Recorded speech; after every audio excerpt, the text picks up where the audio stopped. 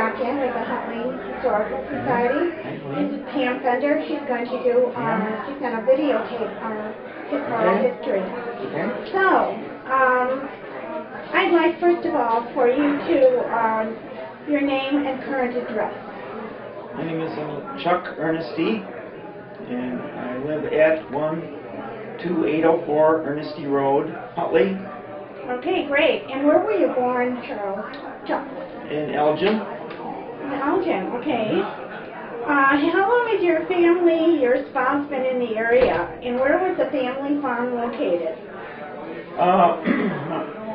My dad moved to Huntley before he was married to my mother in 1944.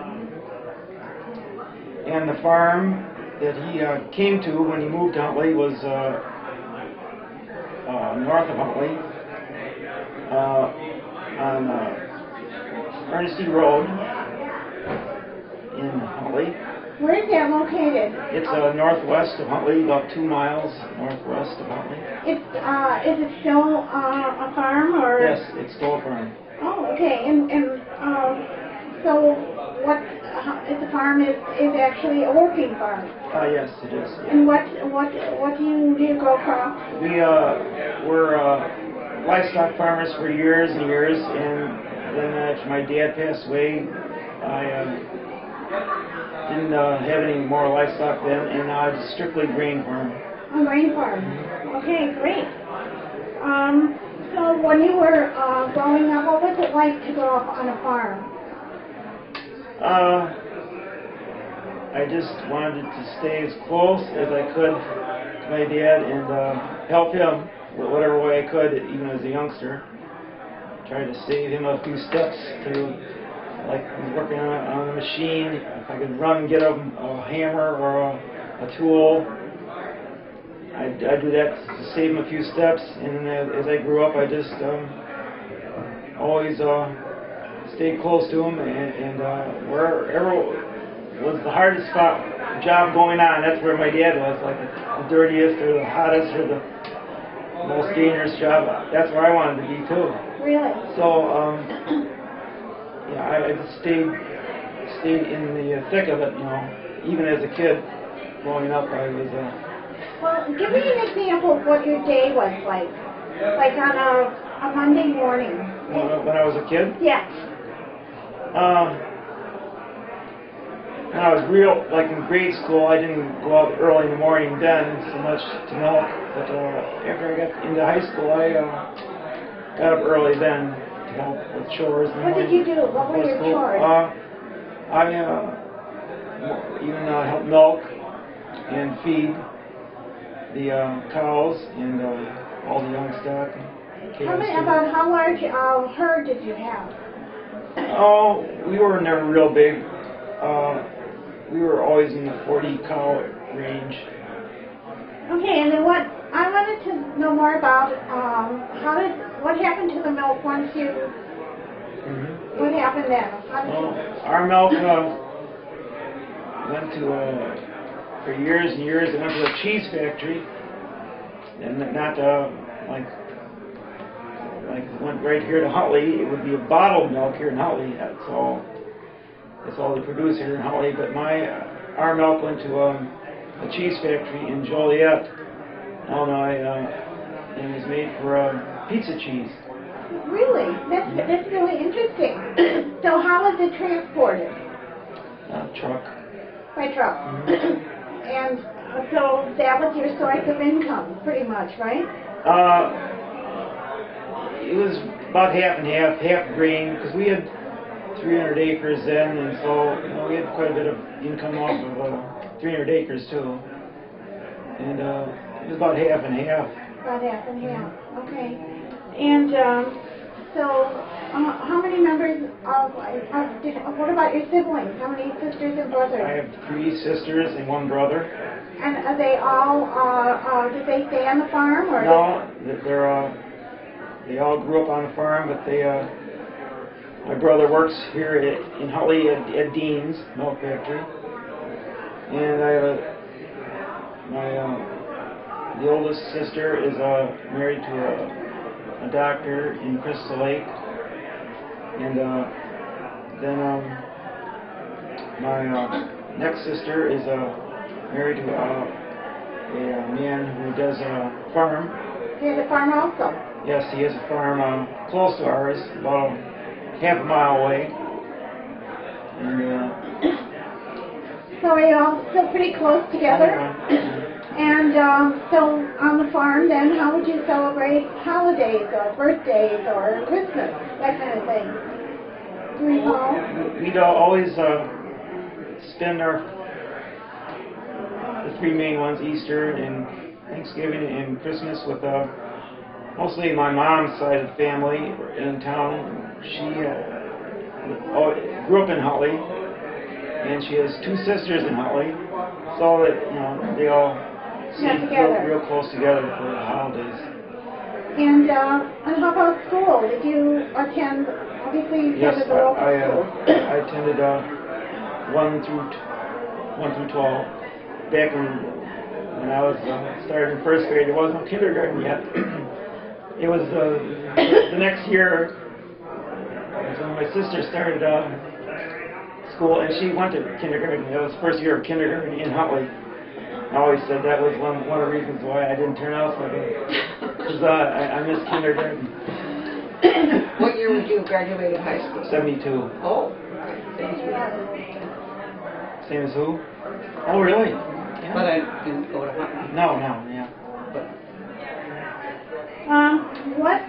So tell me about, you were too young. Did your parents talk about what it was like during the Depression? Did they? Oh yeah,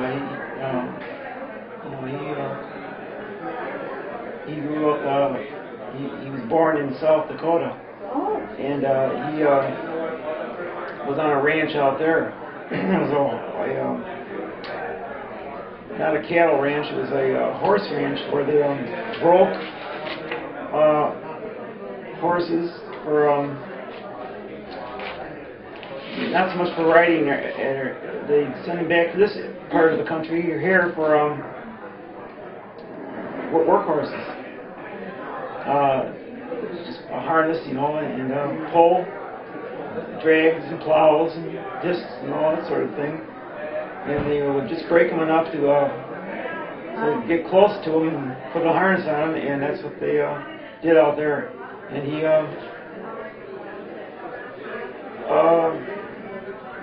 they were really badly affected. The family was by the Depression. They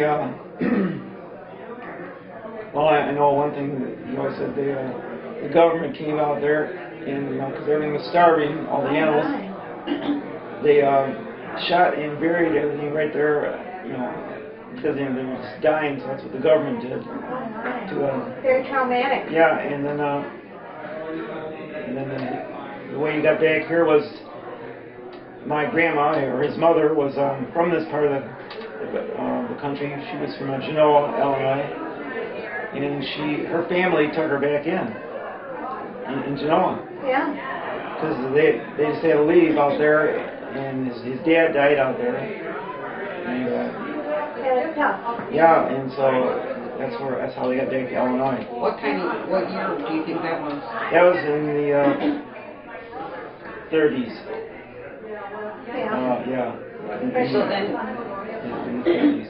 what did he go into farming right away? Or? Yeah, he helped my grandmother's family was in farming down Genoa, and they like to pay for the room and board. The kids got up and milked cows before they went to school. That's what I was getting at. And down there, and then he was like either a sophomore or junior in high school, and him and his brother rented 80 acres down there, and they moved off their relative's farm onto this little 80-acre farm, and that's how they got started. Getting back to the farm though, when you were wanting to buy equipment, did you buy equipment local? Well, my dad always said back when we first moved here to Huntley, everything that was related to farming could be bought here in Huntley. was a great, it was like everyone came to Huntley from other areas even to get things because they were more available here in Huntley. All machinery dealers and feed dealers and seed. There was a big concentration of those type of businesses. What about the Marlowe Feed Store? What is your memory about that? Well, we used to deal there in feed, in seeds. We used to buy some seeds there too. So did you have help on the farm, or did your father depend on the, well, when Yes, the kids got older? when we were young, he had hired men, yes. I don't remember any of them. Well, just barely. I remember them, but barely. Yeah, well, and you had, farming is seasonal, isn't it? Very seasonal. Yes. So you might have needed help during the harvesting Oh, time. yes. During haying, you never had enough help with haying time. That was, because it's so hot, and heavy labor. You're lifting and carrying, and stacking. What about other farms? Did they help each other during the harvest? Oh, yes. There was more trading of help between neighbors back in the old days. They would share equipment, and they had a breakdown of a certain piece of equipment on their farm. There was nothing to think about just going over and borrowing your neighbors if it was available. Sure. He'd be glad to help you out that way in the old days. Yeah. Okay, great. So, as a young person growing up, then what kind of recreational events are there available to you? Do they have?